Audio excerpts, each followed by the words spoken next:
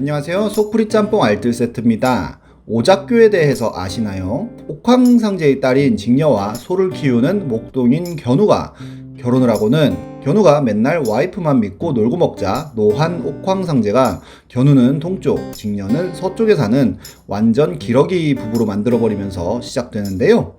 둘이 매일 서로를 생각하며 울어서 그 눈물이 비가 되어 홍수가 나는 민폐만 끼칩니다. 이러다 멸종 위기를 느낀 사람들과 동물들이 1년에 한 번이라도 둘을 만나게 해주자며 까치와 까마귀를 시켜 그들의 몸으로 은하수에 다리를 놓아주는데 이를 오작교라 불렀습니다. 그 스토리에 감동받은 후대인들은 아직도 구전으로 이 이야기를 전해주고 있는데요. 지금도 누군가의 사랑을 이뤄지는 무언가를 오작교라고 부르기도 합니다.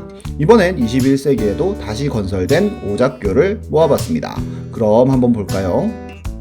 첫 번째는 자전거 갤러리입니다.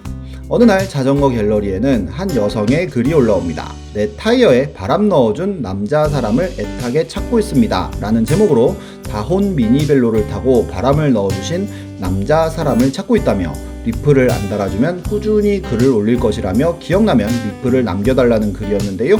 하지만 댓글은 달리지 않았고 사람들은 안타까워하며 이미 여친이 있어서 여친이 알까봐 댓글을 달지 않는 것이 아닐까 하는 추측을 남깁니다. 그렇게 넘어가나 했는데 내 마음속에 미니벨로라는 카페에 다른 글이 올라옵니다. 열심히 라이딩을 하고 있는데 광채가 나고 있는 티티카카를 보았다며 한번 말을 걸어보고 싶었지만 용기는 나지 않아서 그저 뒤따라 천천히 가면서 보았더니 공기가 많이 빠져 보여서 쭈뼛쭈뼛 말을 걸어 대화를 나누고 어떻게든 방법을 찾아서 공기를 넣어주긴 주었으나 더 대화를 이어가지 못하고 헤어졌다는 이야기였습니다. 이를 본 네티즌들은 둘이 서로를 찾고 있다고 확신하고 서로의 링크를 댓글로 달아주는데요. 여자의 글에는 남자의 글 링크를, 남자의 글에는 여성의 글 링크를 달아주면서 서로를 연결시켜줍니다. 그렇게 그 둘은 결국 다시 만났다고 하는데요. 이는 당시에 굉장히 많은 뉴스에 나올 정도로 화제가 되었고 둘은 자전거를 타면서 데이트를 했다고 합니다. 결국 결혼에 꼴이 나였으며 신혼여행도 제주도로 자전거 라이딩 갔다고 하네요. 아직도 이 글은 성지가 되어 많은 솔로들이 들리는 곳이 되었습니다. 다음은 대나무 숲입니다. 2015년 어느 날 연세대 대나무 숲에는 머리털 나고 이런 거 처음 받아보는데 결투 신청인 것 같다면서 사진 한 장이 올라옵니다. 공부 열심히 하는 모습이 보기 좋다며 그린 여성의 그림과 중간고사가 끝나면 밥 한 끼 먹자는 글이 적힌 포스트잇이었는데요. 뒤에는 햇반이 있었습니다. 물론 독서실이나 도서관에서 포스트잇에다가 쪽지를 써서 고백하는 사람들이 매우 많고 이로 인해 독서실을 그만두는 사람들도 있긴 하지만 이렇게 정성스러운 그림을 그려서 고백하시는 분은 드물었고 이를 본 네티즌들은 열광합니다. 굉장히 이 그림이 화제가 되고 네티즌들이 진짜 이건 너무 심했다는 댓글들을 달자 쪽지를 쓴 사람이 등판하는데요. 진짜 싸우자는 줄 아는 사람들이 많아서 상처를 받았다며 저 쪽지를 그리기 전에도 다른 버전 그림도 그렸지만 이 버전이 가장 잘 그렸다고 생각해서 준 것이지만 정말 잘 못 그려서 죄송하고 중간고사 끝나고 꼭 연락을 주셨으면 한다는 글이었습니다. 그러면서 실패했다는 다른 버전의 그림도 올라오는데요. 확실히 여성에게 준 그림이 나아 보였습니다. 그런데 중간고사가 끝난 후 결국 연락이 왔고 사귀게 되었다는 글도 올라옵니다. 이후로도 계속해서 그림을 그리고 있으며 이제는 여자친구도 열심히 노력하는 모습을 좋아하고 있고 그림들도 좋아한다는 글까지 남깁니다. 그러면서 그녀의 예쁜 왼쪽 모습을 자주 그린다며 그림을 보여주는데요. 어느새 말을 놓은 그의 글귀가 굉장히 인상적이며 너무나도 예쁜 문구와 함께 곁들어진 극사실주의 화풍이 간담을 서늘케 했습니다. 네티즌들은 한결같이 남자가 얼마나 잘생겼길래 이렇게 되었는지 궁금해했던 기억이 납니다. 다음은 롤입니다. 김모양과 이모군은 롤을 통해 처음 만났는데요.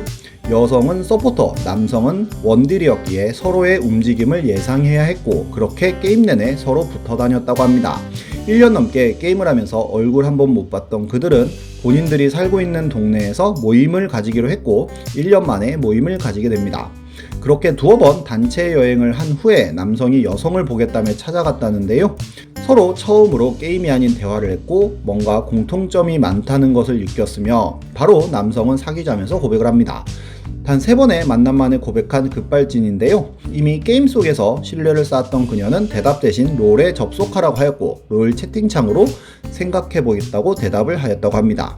그는 사귀면서 서로 알아가자고 끈질기게 구애를 하였고 결국 수락합니다. 그렇게 1년 반을 연애하고는 결혼까지 성공합니다.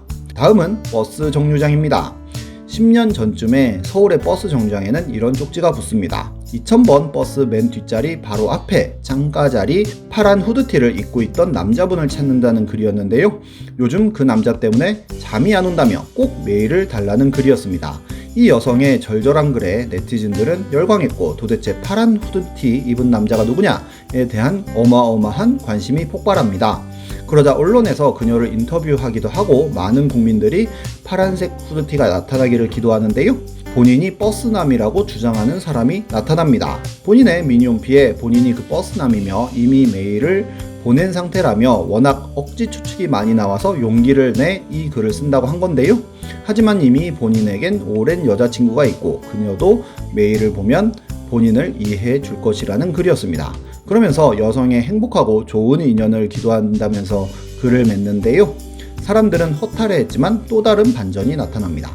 글 쓴 남성이 친구들에게 대규모 낚시를 준비하고 있는데 떡밥 강화를 해달라고 친구들에게 네이톤으로 부탁한 캡처 화면과 함께 거짓임을 고백한 것인데요. 완전히 낚였던 사람들은 평생 솔로나 되라며 그의 미니 홈피를 테러했고 결국 그는 하루 만에 죄송합니다 라는 글과 함께 장문의 사과문을 통해 일이 더 커지기 전에 사과를 했지만 신상이 다 팔려서 본인의 생활이 다 망가졌다며 죄송하다는 말밖에 드릴 말씀이 없다는 사과문을 남긴 채 미니홈피를 완전히 삭제하고 도망갑니다.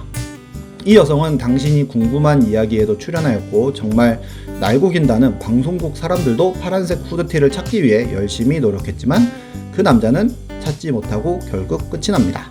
또 하나의 오작교는 네이트판입니다. 한 남성은 편의점의 그녀에게 노래로 고백하려 한다며 그동안 그녀와의 쌓인 이야기로 랩과 노래를 하면서 특별하게 고백하려 한다면서 본인이 직접 쓴 가사를 보여줍니다. 사랑은 편의점 계산대에서 라는 제목의 랩 가사는 그가 그녀를 편의점에서 매일 보면서 느꼈던 여러 가지 감정들이 절절하게 담겨 있었는데요. 참치마요를 전주 비빔뒤로 숨기고 참치마요는 없나요? 라고 크게 소리쳤지 라는 가사와 함께 누구 맘? 니 맘? 내 맘? 아니 김혜자의 맘 도시락까지 충동 구매하고 말았지 같은 가사는 정말 그의 마음이 아주 잘 드러나서 매우 인상 깊었는데요. 위러브 편의점으로 시작되는 후렴구는 정말 보는 이의 심금을 울렸습니다. 그리고 역시 사람들은 어마어마하게 반대를 하며 절대로 하지 말라고 하는데요.